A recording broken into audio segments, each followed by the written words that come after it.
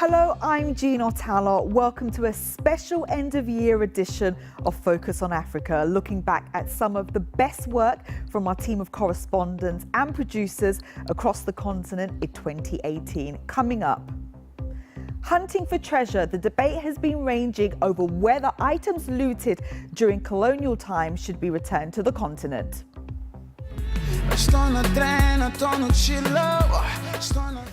Kizomba, it's a party with Angola's Anselmo Ralph, as he tells us that the success of his sound is all about having the right team. Strike a pose, find out how a former architecture student became a world-renowned digital artist. I try not to think of her, but when I do, I think of rice. When Mama was around, the hut always smelled of jollof rice. And author Tomi Adeyemi weaves her magic with her blockbuster adventure tale, Children of Blood and Bone.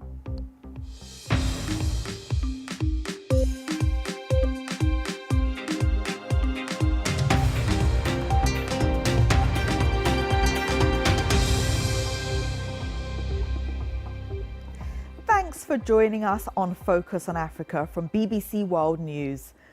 One of the major stories in African culture over the past year has been the debate over whether artifacts looted during colonial times should be returned to the continent.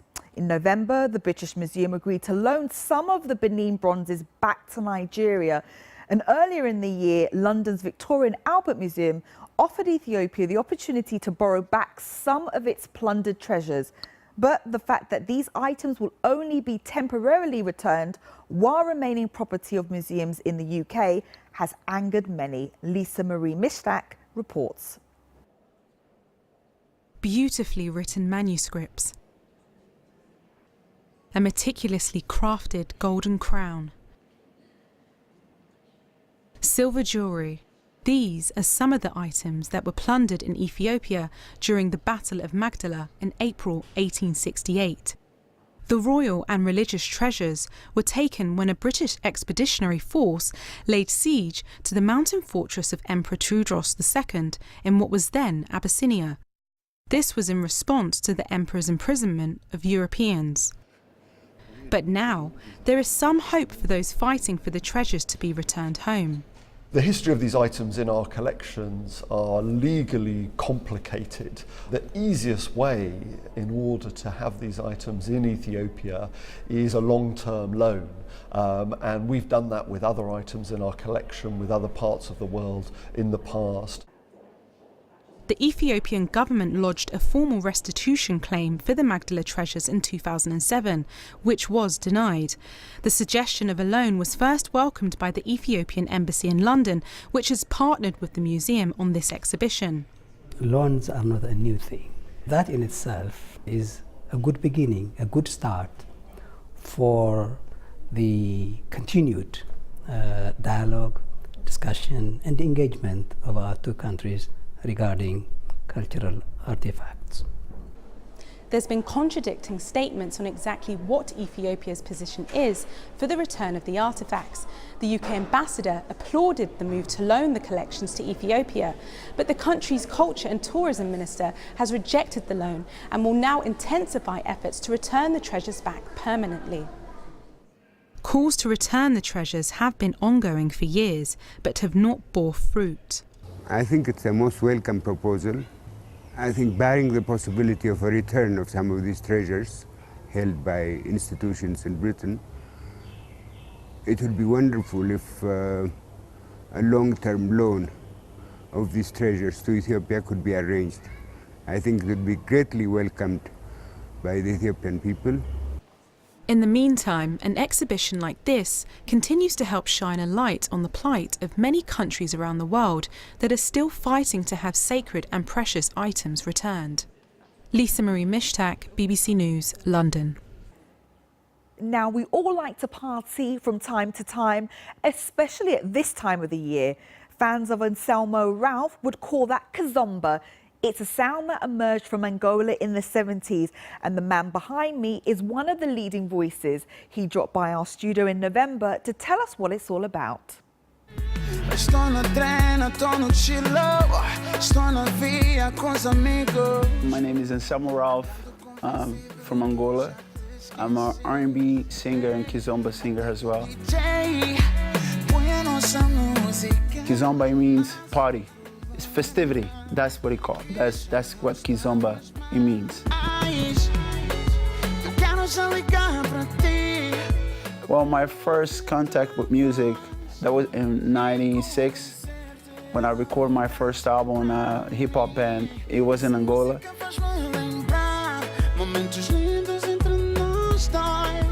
'98, I think. I moved to New York. That's when I started doing the band and the Christian music.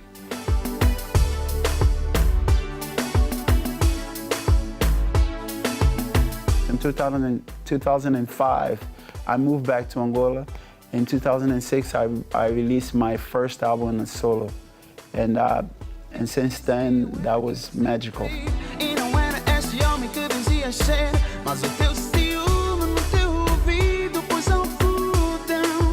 I sing in Portuguese since 2006. Next year, I'm doing this album in English. I have already featuring with this American rapper, Rick Ross. And I'm planning to do other collaborations with other artists.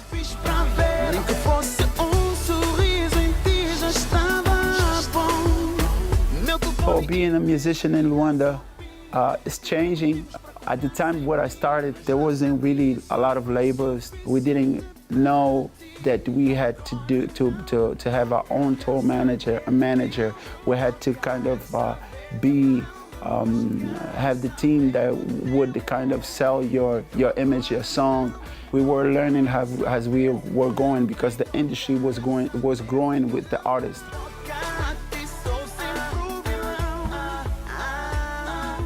I've been doing The Voice Portugal, the show, for 6 years now. It's very fun, and also it's good to see young talent and raw talent also in front of you.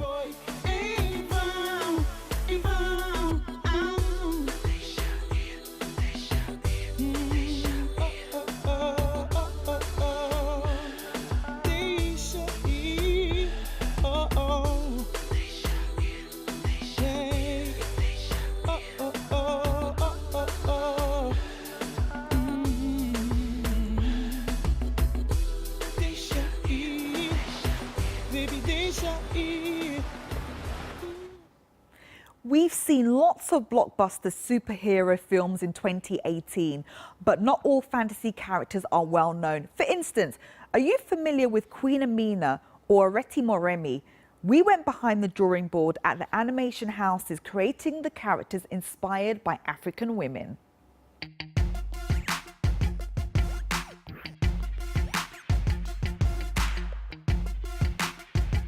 An African woman is first and foremost beauty, diversity, strength, and courage. Areti Moremi in our comic book, she's the daughter of a god. I could describe Areti Moremi: strength, courage, ambition, and hope. Areti is really similar to everyday Nigerian women of today, in the sense that you go into families and you find out that it's the woman that is carrying most of it. The Nigerian woman today is tough. That power can be seen in the story of Queen Amina. 3 words I would use to describe Queen Amina: ingenuity, perseverance, and resolve. In our comic book, Queen Amina plays the role of a young girl starting from being typecast, growing out of that box, and achieving the potential out of the roof. African women are a huge inspiration in real life, and that translates to our stories in comic books. I certainly feel the need to see more African female characters becoming superheroes. This is a story of a typical Nigerian girl who just happened to be in the wrong place at the wrong time, and her life was changed because of that. this girl takes control of this scary, horrifying situation and becomes a superhero. You just don't see this kind of character becoming a superhero very often. Making it as an artist isn't easy. There's always the struggle to balance, on the one hand producing work that sells, and on the other pursuing art that you're truly passionate about. Well, for Zambia's Starry Mawa, following his vision has paid off. He's now one of the best known artists on the continent. We visited him at his studio in Lusaka. My name is Starry Mawa. I'm a visual artist based in Lusaka. My style of work comes from my interest in telling my own story. It's so important that these are lived experiences, and I've lived them, or people close to me. I think art plays an important role in the development. It contributes to an archive. You know, when you talk about the story of independence, and some of it, for me, I saw it through painting and sculpture. And I really think that plays an important role in preserving a history, but also, you know, informing the future generation. My role is to contribute to that. And I think it's very difficult for artists to fit in, you know, mostly because you have patrons who are looking for a certain type of work. As an artist, you have to survive, so you end up making work that is kind of saleable.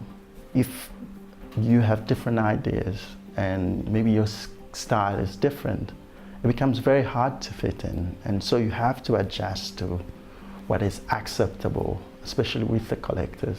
What was acceptable was more, you know, scene, market scene, you know, street scene, you know, woman and a baby on her back and things like that.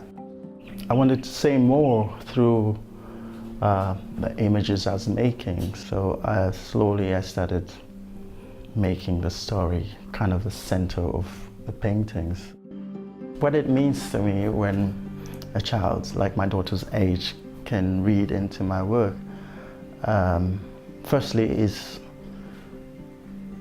we're going to have a bright future, because they can, when they can read something and I can speak through to them about issues that concern them, I think that they'll be able to learn from that and obviously probably make better decisions. 2018 was important for South Africa's Muslim community. They featured at the heart of a gangster movie set in Johannesburg. The film shines a light on people often sidelined by mainstream popular culture. The BBC went to the bustling suburb of Mayfair to meet the filmmakers.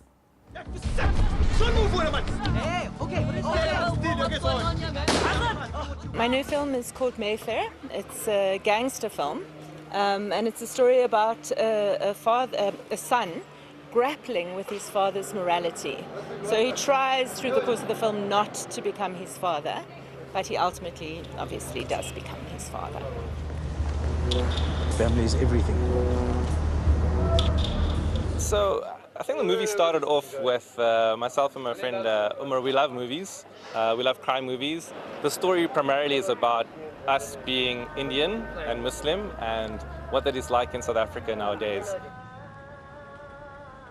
Mayfair is a very interesting area, and currently today it is the heart of the Somali community in Johannesburg, a very vibrant community. They're doing amazing things and really making a name for themselves. There's more of them all the time. What do you mean? I mean, I don't think there's anyone left in Somalia, brother. I think Mayfair is, in many ways, other than the father and son, it's the central character. You know, the story is about new waves of immigrants. It is about the father and the family are threatened because of the New World Order, because the world they've known has changed so much. And the father in particular has been unable to adapt to the changes that have been going on around him. And those changes are Mayfair.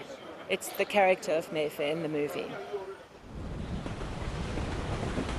I really hope when people watch this movie, they get access to a world and a part of Joburg that isn't often portrayed in popular culture, that isn't often portrayed in films. Where we hope our movie will change the industry is that it'll broaden the type of stories that are told and the kind of roles that characters could have. So yes, we hope that people can see a richer story, a more complicated story, more ambitious types of storytelling of this community, and hopefully that'll inspire them to tell their own stories. This is a special edition of Focus on Africa from BBC World News with me, Jean Otallo. Still to come, the world says goodbye to one of its greatest ever jazz musicians, Hugh Masekela.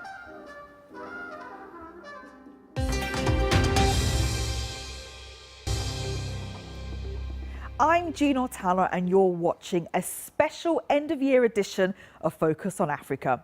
Now, European classical music and Africa, two phrases you don't often find in the same sentence, but one group from Ghana are full-time musicians who form the Accra Symphony Orchestra. Their mission is to make classical music popular at home. We went to find out how they've been getting on in 2018.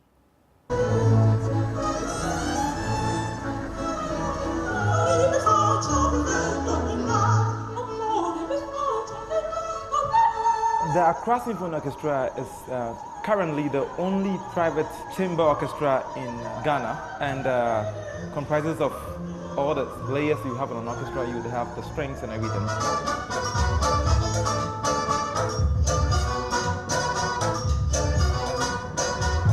One unique thing about the music of the Accra Symphony Orchestra is the fusion of African music with Western classical art forms.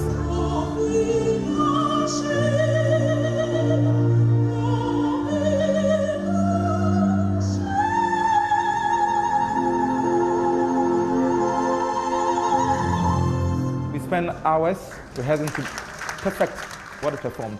Most of the songs that we do are old songs that exist, that have been performed by many orchestras already.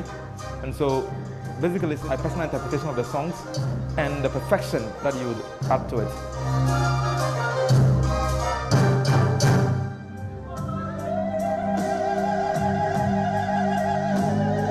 Most of the young people who are coming here now are attracted because they have a chance finally to showcase what they have without any body feeling that why are you doing this instead. And so far we've been able to cultivate a huge number of people that are now falling in love with classical music.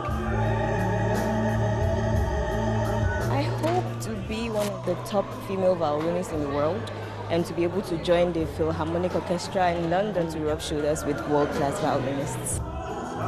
It's been 6 years now and we've seen improvement. They are getting used to the opera. They are now beginning to understand everything about the opera.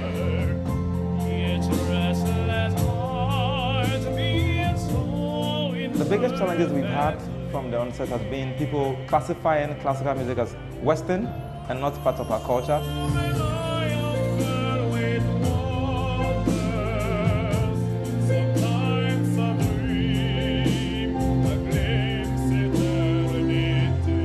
We intend to take this to the world stage, but African music reinterpreted and played by Africans with Western instruments.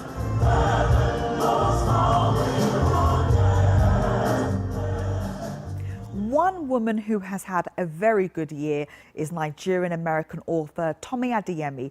Her debut novel, Children of Blood and Bones, became a #1 bestseller and has been adapted for a Hollywood blockbuster, which could rival the Black Panther franchise. Loquessa Barak found out what it's all about. I try not to think of her, but when I do, I think of rice. When Mama was around, the hut always smelled of jollof rice. I think about the way her dark skin glowed like the summer sun, the way her smile made Baba come alive. The first layer is this big epic adventure, you know, it's like a Nigerian Harry Potter meets Game of Thrones, you know, like it's a big adventure because I love adventures and we all love adventures, you know. But it's all about heritage Yeah. and something we hate, and your book obviously is all about the magic, Yeah. okay? And magic, when it comes to magic on the African continent, it's always frowned upon. There's something negative Yeah. about it. You know, you say black magic. Yes. And yet we have witches, you have magic in every society. Exactly, yeah. Was that something that concerned you, to have that element in your book? The first time I heard was actually here, and I was doing an interview with a podcast, and the interviewer had said he had a friend in Lagos, and his friend had had the book in church, and the friend's grandmother was like, "Oh, you cannot read that. That book is about witchcraft," you know? And I was laughing because first I was like, that's a compliment. I was like, when your grandma says you can't read something, you're gonna read it harder and faster. So that she's marketing. But also it's sort of the point of the book is you see Oya or your Moja, and you're like, oh, witchcraft, that's dark, that's black magic, that's voodoo. All of things which are incorrect. But if I said Zeus or Athena or Poseidon, nothing about that is witch. You know, it's the same thing from a different culture, but we as a world have been taught that the lighter it is, the better it is, and the darker it is, the worse it is. How do we go from a very angry African-American US community to a land in a fantasy time in West Africa, Nigeria? Just transport us there and tell us about the book. What brought me to this sort of fantasy West African, Nigerian analog society was being in Salvador, Brazil. I just saw what in my mind were African gods and goddesses for the first time. I saw Shango, engulfed in flames. I saw Yamoja in the sea, and to see Black gods and goddesses, to see Blackness portrayed in such a magical and sacred way. Before that moment, I never even imagined that there could be Black gods and goddesses. Something a lot of people tell me from all ages, all backgrounds, is that they really relate to, they relate to all the characters, they empathize with them, but there's always one that they really get. Because the real thing the book is about is living in a world that teaches you to hate what makes you magical. Now, they say life is what happens when you're busy making plans, and that was certainly true for Kenyan photographer Osborne Macharia. He was busy pursuing a degree in architecture when he failed a unit and had to spend a year out of school. He took up photography, and 8 years on, he's never looked back. Osborne has now established himself as a world-renowned digital artist. He told us his remarkable story. When we started doing our stuff, we just wanted to create art that speaks to us, that shows who we are in a more glorified perspective than what is known about us. My name is Osborne Macharia. I'm a commercial photographer and digital artist. I've had the privilege of working with Oprah Winfrey Network and creating work for Black Panther. Afrofuturism, it's a repurpose of the post-colonial African narrative into something that's more culturally defining, with an element of combining history, the current culture, and the future of aspirations of people of color. I think we're at that point where Africa, we're trying to get our visual language. Anything good takes time, and people have to learn to respect the process. One of the biggest inspirations is the feedback that we get when we have events and people come and tell us this is the best thing we've ever seen. In 2018, we said goodbye to Hugh Masekela, one of the world's jazz greats. He died after a long battle with prostate cancer. The South African musician was also a prominent campaigner against the country's apartheid regime. Loved by many, he was never one to shy away from challenging the status quo. In a career spanning 6 decades, he gained international recognition with his distinctive sound, which was a constant reminder of his love for South Africa, a country whose political turmoil once forced him into exile.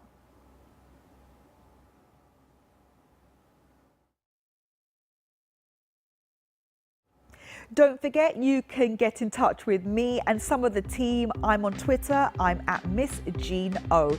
Well, that's all from the program. From me and the rest of Focus on Africa team, goodbye.